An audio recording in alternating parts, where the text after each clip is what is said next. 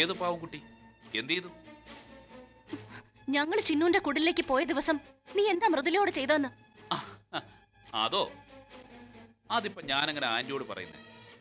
ഭാര്യ ഭർത്താക്കന്മാരാകുമ്പോന്ന് ഞങ്ങള് എന്ത് ചെയ്ത ആന്റിക്ക് എന്താ? എന്തിനാ അതൊക്കെ വിളിച്ചോണ്ട് കിടക്കുന്ന aunty? You are a low kind of a criminal. അങ്ങനെ അങ്ങ് സീൽ കുത്താതെ ആന്റി. ദേ, സാഹചര്യം വരുമ്പോ എല്ലാരും ഇങ്ങനെയൊക്കെ തന്നെയാ. ആന്റി അനന്തൻ ഇളയച്ചനും തമ്മില് ആ റബ്ബർ പുരയിൽ വെച്ച് അതൊക്കെ നാട്ടിപ്പാട്ടാണ്. അതും ഒരു പാവം പെണ്ണ് ആദ്യ രാത്രിയിൽ ഇളയച്ചനെയും കാത്ത് മണിയറയിൽ ഇരിക്കുമ്പോ.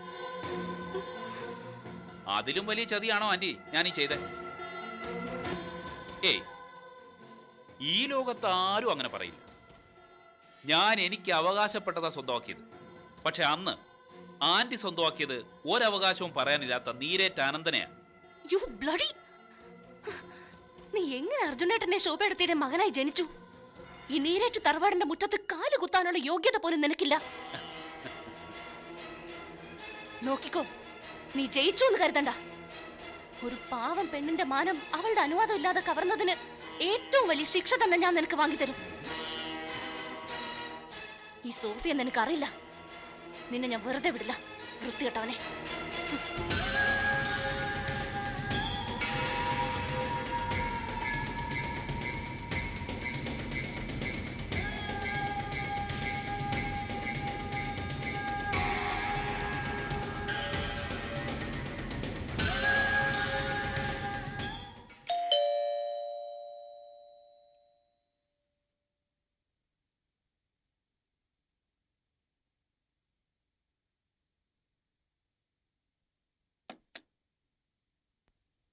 മോളായിരുന്നോ? വാ. ഞാൻ മെന്റൽ ഹോസ്പിറ്റലിൽ ചെന്ന് ബോബന്റെ അപ്പച്ചനെ കണ്ടിരുന്നു. അവിടെ പ്രശ്നങ്ങളൊന്നും ഉള്ളതായിട്ട് തോന്നുന്നില്ല അമ്മച്ചി. എന്നാലും അങ്ങേരുടെ കാര്യം ഓർക്കുമ്പോ എന്റെ നെഞ്ചിൽ തീ കത്താൻ തുടങ്ങും മോളെ. എപ്പോഴാ നിറം മാറുന്നെന്ന് അറിയത്തില്ല. ഞാനും ബോബനും കൂടി ചെന്നപ്പോ സന്തോഷമായിട്ട് സംസാരിച്ചോണ്ടിരിക്കുന്നതിനിടയിലാ പെട്ടെന്ന് സ്വഭാവം മാറിയത്. എപ്പോഴാ നിറം മാറുതെന്ന് അറിയത്തില്ല. ട്രീറ്റ്മെന്റ് നന്നായി കൊടുക്കുന്നുണ്ടെന്നും പൂർണ്ണമായി മാറുമെന്നാണ് ഡോക്ടർ പറഞ്ഞത്. ആ, എന്താ വിശേഷിച്ച്? നിങ്ങളെ രണ്ടാളെ ഒന്ന് കാണാൻ വന്നതാ. ടീനെ പറ്റിയുള്ള കാര്യങ്ങൾ നിങ്ങൾ അറിഞ്ഞോ? ഹോസ്പിറ്റലിൽ അഡ്മിറ്റ് ചെയ്ത കാര്യം അറിഞ്ഞു. അതെ, ഒരു മേജർ സർജറി കഴിഞ്ഞു. ഞാൻ ഇന്നലെ ചെന്ന് കണ്ടിരുന്നു. നല്ല ക്ഷീണമുണ്ടെങ്കിലും അല്പനേരം സംസാരിച്ചു. ബോബനൊന്ന് ചെന്ന് കണ്ട തരക്കേടില്ല. അത് വേണ്ട മോളെ. വേണം. മരണം തൊട്ടു മുന്നിൽ വന്ന് നിൽക്കാന്ന് ടീന മനസ്സിലാക്കി കഴിഞ്ഞു. കള്ളക്കളിയും ചതി അഹങ്കാരവും ഒന്നുമില്ല ഇപ്പൊ അവളുടെ മനസ്സിൽ. പശ്ചാത്താപം മാത്രമേ ഉള്ളൂ. അവൾ എന്നോട് സത്യം പറഞ്ഞു. അവളുടെ കുഞ്ഞ് റിച്ചിയുടേതാണെന്ന്.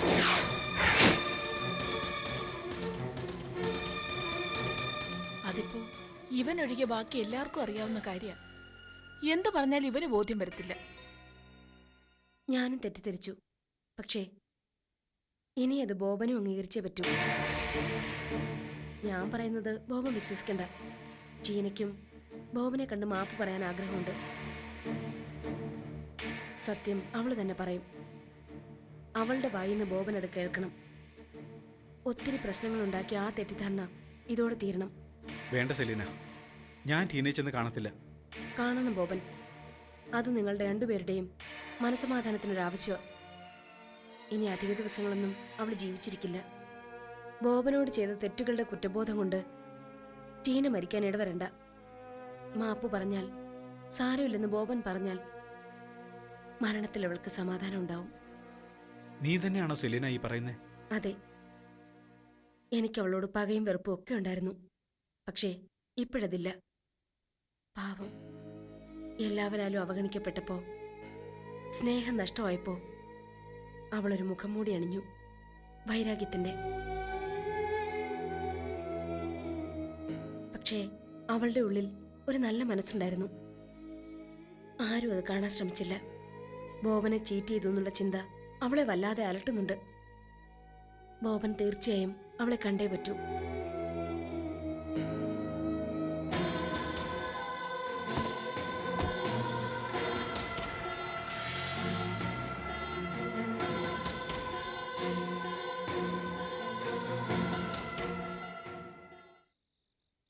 മമ്മി ഇതൊക്കെ എന്നോട് പറഞ്ഞത് ഞാനൊരു പോലീസ് ഓഫീസർ ആയതുകൊണ്ടാ. തൽക്കാലം പാർവതി ആന്റിയോട് ഇതൊന്നും ഞാൻ പറയുന്നില്ല. ഓരോന്ന് ആലോചിക്കുമ്പോ ഉറക്കമേ വരുന്നില്ല. അതാ ഞാൻ ചേച്ചിയെ ശല്യപ്പെടുത്താൻ. ഏയ്, ഞാൻ 11:30 ആയിട്ടേ കിടക്കാറുള്ളൂ. കേട്ടോ മോളെ, നിതിൻ നിന്നോട് തെറ്റ് ചെയ്തു എന്ന് വെച്ച് അതോടെ നിന്റെ ജീവിതം തകർന്നു എന്ന് കരുതുന്നത് മണ്ടത്തരാ. ആ ചിന്ത മനസ്സിൽ നിന്ന് പറിച്ചെറിഞ്ഞേ പറ്റൂ. നിനക്കൊന്നും സംഭവിച്ചിട്ടില്ല എന്ന് തന്നെ വിശ്വസിക്കാൻ ശ്രമിക്കേ. പക്ഷെ ചേച്ചി, it's a reality. No, it was a nightmare, ഒരു ദുസ്വപ്നം, അല്ലാതെ റിയാലിറ്റി അല്ല. അങ്ങനെ അങ്ങ് ഉറച്ചു വിശ്വസിക്കൂ കുട്ടി. നമുക്ക് ചില കാര്യങ്ങളിൽ ശരീരമല്ല മനസ്സാ പ്രധാനം. ഇവിടെ നീ നിന്റെ മനസ്സിനെ ഞാൻ പറയുന്ന രീതിയിലേക്ക് തിരിച്ചുവിട്. എപ്പോഴും മറക്കാൻ ശ്രമിച്ച അത് തന്നെ മനസ്സിലേക്ക് വരും. ഓർക്കും തോറും അറപ്പും വെറുപ്പും കൂടി വരിക. നിതിനെ ഇപ്പോഴും നിനക്ക് വെറുപ്പാണോ? പണ്ടത്തേതിന്റെ 100 ഇരട്ടി. എന്നിട്ടാണോ നിതിനെ കല്യാണം കഴിക്കാൻ സമ്മതമാണെന്ന് പാർവതി എന്റെയോട് നീ പറഞ്ഞേ? അത് മറ്റു മാർഗമില്ലാത്തോണ്ടാ. അമേരിക്കയിൽ വളർന്നിട്ടും നീ എന്താ ഇങ്ങനെയൊക്കെ ചിന്തിക്കുന്നേ? ഞാൻ പറഞ്ഞില്ലേ, ഇവിടെ നിന്റെ മനസ്സാ പ്രധാനം. ശരീരത്തെ നീ മറക്ക്. നീ വെറുക്കുന്ന ഒരാളെ കല്യാണം കഴിക്കുന്നതും ആത്മഹത്യ ചെയ്യുന്നതും തമ്മിൽ എന്താ മോളെ വ്യത്യാസം? അത് ഞാൻ തീരുമാനിച്ചു വെച്ചതാ. കല്യാണ രാത്രിയിൽ നിതിൻ എന്റെ അടുത്തേക്ക് വരുമ്പോ I will teach him a lesson. I will kill him. No, അതല്ല ഇതിന് പരിഹാരം. നിന്നെ നെഞ്ചിലേറ്റി നടക്കുന്ന നിന്റെ മമ്മിയെക്കുറിച്ച് നീ ഓർത്തു നോക്ക്. ഇങ്ങനെ സംഭവിച്ചു എന്നറിഞ്ഞ ആദ്യം നെഞ്ചു പൊട്ടിച്ചാവുന്നത് നിന്റെ അർജുൻ അങ്കിളായിരിക്കും. നിന്റെ മമ്മിയും ഇത് കേട്ടാ സഹിക്കില്ല. നീ കടുങ്കയൊന്നും കാട്ടരുത് മോളെ. ആത്മഹത്യയും കൊലപാതകവും ഒന്നും ഒന്നിന്റെയും പരിഹാരമല്ല കുട്ടി. നീ നിതിനെ വെറുക്കുന്നുണ്ടെങ്കിൽ ഒരിക്കലും അവനെ കല്യാണം കഴിക്കരുത്. അവിടെ നീ അവനെ തോൽപ്പിക്കണം. അതിനുവേണ്ടി നീ നിന്റെ മനസ്സിനെ പാകപ്പെടുത്തണം. ഇന്ന് നീ എൻ്റെ കൂടെ കിടന്നോ. ഇനി എനിക്ക് നിന്നോട് സംസാരിക്കാനുണ്ട്. മമ്മി തലവേദനയാന്ന് പറഞ്ഞ് കിടന്നതാ. ഞാനൊന്ന് നോക്കിയിട്ട് വരാം. മോൾ കിടന്നോ.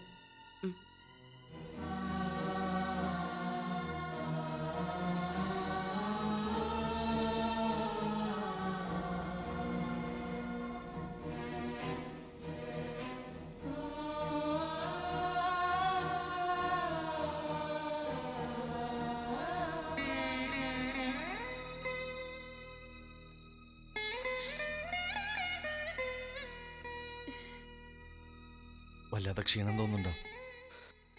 വേദന. നിന്റെ വേദന ഏറ്റെടുക്കാൻ പറ്റുമായിരുന്നെങ്കിൽ ഞാനത് ഏറ്റെടുത്തേനെ.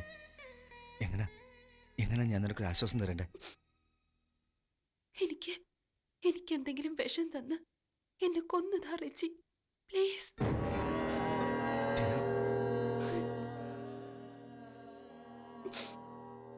ഡിസ്ചാർജ് ആയി സാർ, പോകാം. മനസ്സിന് ധൈര്യം ഉണ്ടാവണം ടീന. അതിന് പ്രാർത്ഥിക്കണം. നമുക്കെല്ലാവർക്കും താങ്ങിനും തണലിനും ദൈവമല്ലേ ഉള്ളൂ. നമുക്ക് വീട്ടിലേക്ക് പോകാൻ ടീന. സിസ്റ്റർ പറഞ്ഞ പോലെ നമുക്ക് താങ്ങും തണലിനും ദൈവം മാത്രമേ ഉള്ളൂ എന്നുള്ള കാര്യം നീ എപ്പോഴും ഓർക്കണം. അത്ഭുതങ്ങൾ പ്രവർത്തിച്ചവനല്ലേ കർത്താവ്. മരിച്ചവരെ ജീവിപ്പിച്ചിട്ടില്ലേ? പിന്നെയാണ് ഒരു അസുഖം. മനസ്സൊരുക്കി പ്രാർത്ഥിച്ച കർത്താവിൻ്റെ അനുഗ്രഹം ഉണ്ടാവണ്ടില്ല. ഇത്രയും കാലം പ്രാർത്ഥിക്കാതിരുന്നെന്ന് നോക്കണ്ട. ഇന്നു മുതൽ ദൈവവിചാരം ഉണ്ടായാൽ മതി. ആ സിസ്റ്ററിലൂടെ കർത്താവ് തന്നെ ആയിരിക്കും സംസാരിച്ചേ.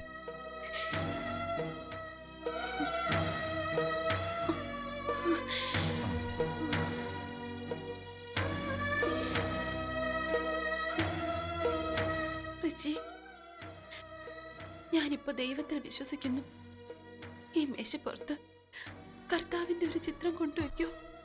വെക്കേണ്ടിന. കർത്താവിന്റെ ദൈവമാതാവിന്റെ ചിത്രം കൊണ്ട് വെക്കാം. ഞാൻ തോൽക്കുക റിച്ചി. വേദനിപ്പിച്ച് ക്യാൻസർ എന്നെ തോൽപ്പിക്കുക. മനസ്സിന്റെ ശക്തി വീണ്ടെടുക്കണം. നീ കരയുന്ന ഞാൻ ഇതുവരെ കണ്ടിട്ടില്ല. എനിക്കത് കാണാൻ പറ്റത്തില്ല. ഇതൊക്കെ ലോക സാധാരണമാണ്. പുതിയ നിയമത്തിൽ പറയുന്നുണ്ട്, ഏക മനുഷ്യനാൽ പാപവും പാപത്താൽ മരണവും ലോകത്തിൽ കടന്നു. ഇങ്ങനെ എല്ലാവരും പാപം ചെയ്താൽ മരണം സകല മനുഷ്യരിലും പരന്നിരിക്കുന്നു. ഇതൊക്കെ കർത്താവ് പണ്ടേ കണ്ടതെന്ന് അർത്ഥം. അച്ചായ, ആശ്വസിപ്പിക്കാൻ പറ്റത്തില്ലെങ്കിൽ വേണ്ട, പക്ഷെ കുത്തി നോവിക്കരുത്. അയ്യോ, ആശ്വാസത്തിന് വേണ്ടിയല്ലയോ ബൈബിൾ വചനം പറഞ്ഞേ? അതിപ്പോ കുഴപ്പമായോ? നിനക്ക് വിശപ്പുണ്ടോ ടീന? ഇഷ്ടമുള്ളതൊക്കെ കഴിച്ചോട്ടെ എന്നാ ഡോക്ടർ പറഞ്ഞേ. ആ, അത് നേരാ ടീന കുഞ്ഞെ. എന്നെ ആശയാണേലും പറഞ്ഞോ. ചിക്കൻ ഫ്രൈയോ തന്തൂരിയോ എന്നതാണെന്ന് വെച്ചാൽ ഞാൻ വാങ്ങിച്ചോണ്ട് വരാം. ആ, കഴിച്ചാലും ഇനി എത്ര ദിവസം എന്ന് വെച്ചാ. അച്ചായ, അച്ചായൻ ധൃതി ഉണ്ടെ ചെന്നാട്ടെ. വാങ്ങിക്കാനുള്ളതൊക്കെ ഞാൻ പോയി വാങ്ങിച്ചോളാം. എന്നാ ടീന കുഞ്ഞെ, മാത്യൂസ് അച്ചായൻ പോയേച്ച് വരാം. ഓ, പടക്കുതിരയെ പോലെ പാഞ്ഞു നടന്ന ദേഹമല്ലയോ വെട്ടിയിട്ട മരം പോലെ കിടക്കുന്നേ. പാപികളെ പന പോലെ വളർത്തുമെന്ന് കർത്താവ് പറഞ്ഞത് ചുമ്മാതെയാന്നേ.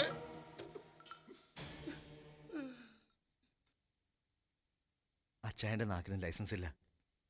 പറയുന്നതിന്റെ അർത്ഥം എന്താണെന്ന് പോലും അറിയത്തില്ല. ഒക്കെ ഞാൻ അറിയിക്കുന്നതാ.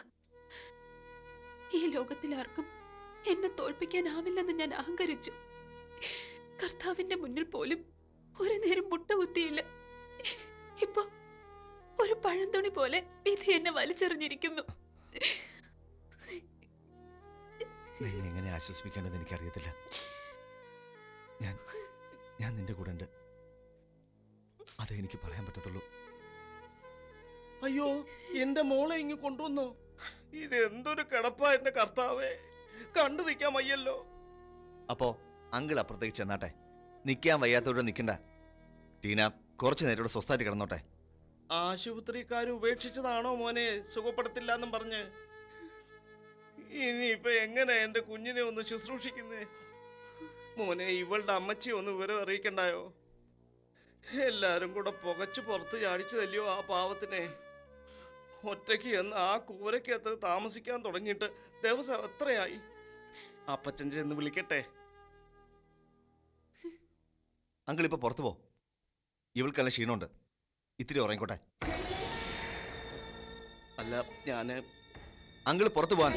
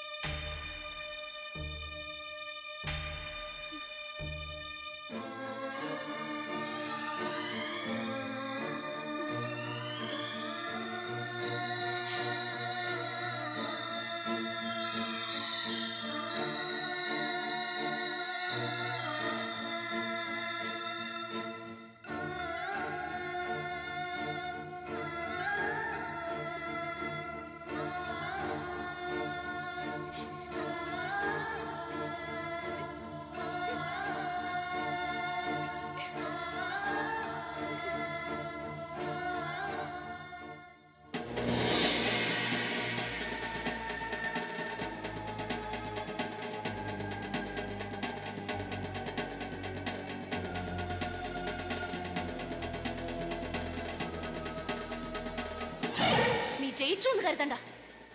ഒരു പാവം പെണ്ണിന്റെ മാനം അവളുടെ അനുവാദം ഇല്ലാതെ കവർന്നതിന് ഏറ്റവും വലിയ ശിക്ഷ തന്നെ ഞാൻ നിനക്ക് വാങ്ങിത്തരും.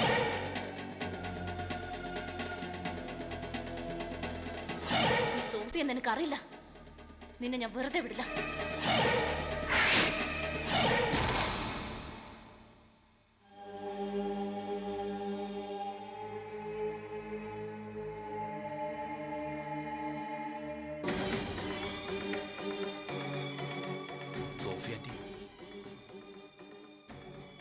അവസാനമായിട്ട് എന്നെ ഒന്ന് കാണണ്ടേ അല്ലേ?